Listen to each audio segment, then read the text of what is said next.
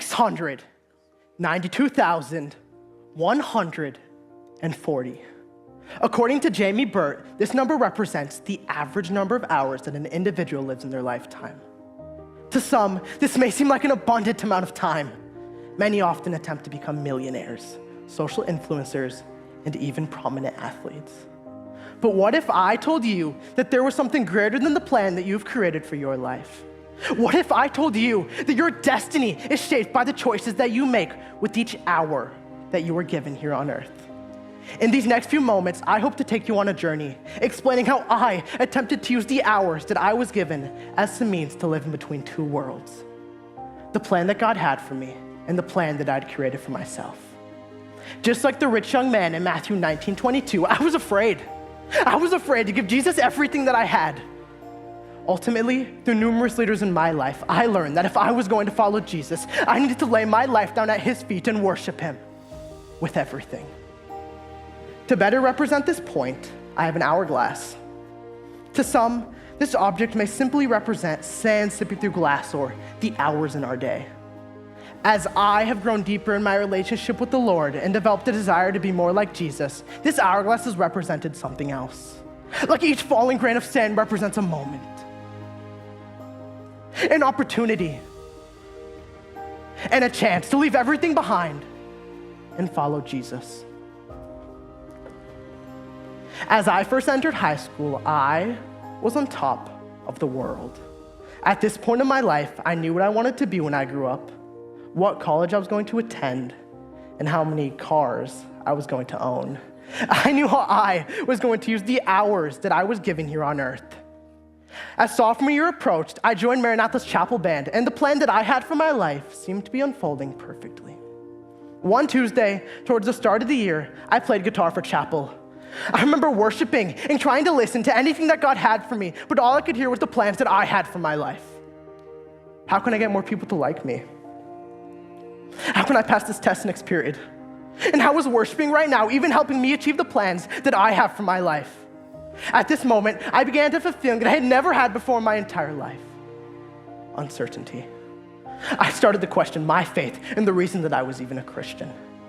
For the rest of sophomore year, I would emptily walk through the motions of Christianity. There were countless times where I walked up on that stage pretending to worship God, but in all honesty, I was worshiping the plans that I had created for my life. As junior year began, I started to get more involved in my church, but I continued to struggle laying the plans down that I had created for my own life at the feet of Jesus. I was stuck spending my hours following both the ways of man and of God. It wasn't until numerous leaders in my life began to show me the true value of time and laying our life down at his feet. At this time, most of my friends were seniors, meaning it was their last year in high school. To be with my friends and learn more about an authentic relationship with Jesus, I began to attend a Bible study known as Daily Bread. During this time, my senior friends would constantly tell me how little time there was left in the year. As the year went on and as time finally ran out, the final day of school was here. As I once again sat in Daily Bread with my senior friends, I asked them the questions that's been plaguing my mind for the entire year. Why are you guys so afraid of the year ending? With a warm voice and a gentle smile, one of the seniors looked at me and said, "Time to spread the love of Jesus was running out." As we went into worship on this final day of school, the presence of the Lord was so real and so tangible. The plans that I had for my life crumbled, and I simply remembered John 3:16. For God so loved the world that he gave his one and only Son, that whoever believes in him shall not perish, but have eternal life. As I went into that summer, I reflected on this precious moment that I had with my friends and compared my life to the parable of Jesus and the rich young man. The rich young man asked Jesus, "Jesus, how might I gain eternal life?" In response to him, Jesus looks at him and says, "Sell your possessions, give to the poor. Then you can have treasure in heaven." Matthew 19:21. In response to this, the rich young man storms off angry, upset, enraged, frustrated, because he does not want to give away his worldly possessions, his treasures. That summer, I made it my goal to use the hours that I was given to be more like Jesus rather than the rich young man.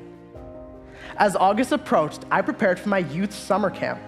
I remember standing on stage that first night, grabbing my guitar, closing my eyes, and just picturing Jesus. At this moment, I pictured Peter and Andrew fishing in their boat as Jesus walked up to them.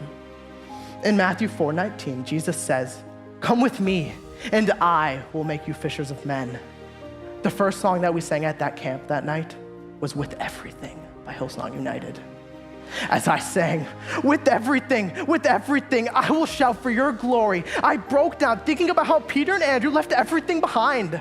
Their friends, their family, their everyday lives, their plans, and their agendas to follow Jesus. At that moment, I declared that I was going to use my hours to be more like Jesus and become a fisher of men. I had stepped out of the plans that I had created for my own life and stepped into the plans that God had for me. These past 3 years of high school have taught me the importance of walking in a plan that God has for us rather than ones that we have created for ourselves. In 1 John 2:15, Jesus says that we cannot blend two worlds together. We cannot say that we truly love him, but still live in the world.